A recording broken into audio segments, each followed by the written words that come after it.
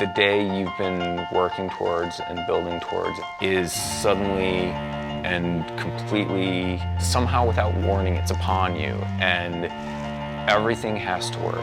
Everything has to go right. I'm getting a little choked up just kind of remembering the emotion of the day.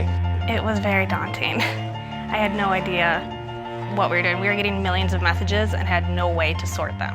What do we need to do? What is going to be required to keep the president in office? What does it look like now in 2012 to empower people, and what's possible now that wasn't possible before? I had no idea what the expectations were going to be, but I knew that what they needed I could do with Salesforce. Salesforce has sort of as its core object in a lot of the ways we thought about it, sort of the person at the center. We needed a platform that was going to be fast enough to deploy and develop, massively customizable, easy to scale, and was going to connect in an intelligent, API-driven way to everything else we were doing. There's no mistaking the importance of what's going on. Everything has to be done as fast as possible. We built the equivalent of a Fortune 500 company in like 7 months.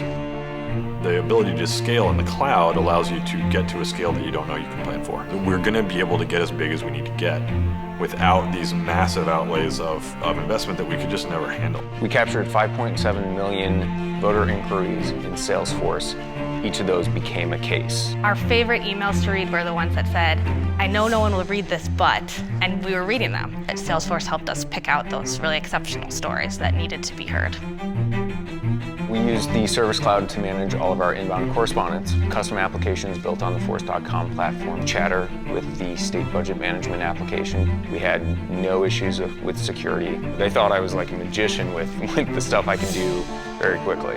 Whatever I wanted to do, Edward basically said, yes, we can do it. It was literally a living, breathing program that was changing all the time. We could not possibly have done what we did without the maturity of cloud computing platforms. There would be times I'd be at a family party and I'd get an email like, I need to jump on a laptop. Where's a laptop? That's the cloud. You've got your internet connection, you've got a phone, laptop, tablet, any device, and you can do everything you need to do. When a huge problem would erupt, you could take just 20 seconds, think about how you could organize this in Salesforce, and then go full force and fix the problem. We could see in real time what the nation was thinking. So if we had gotten word that we were down in a certain county, we could literally type in that zip code and just focus on those emails if we wanted to.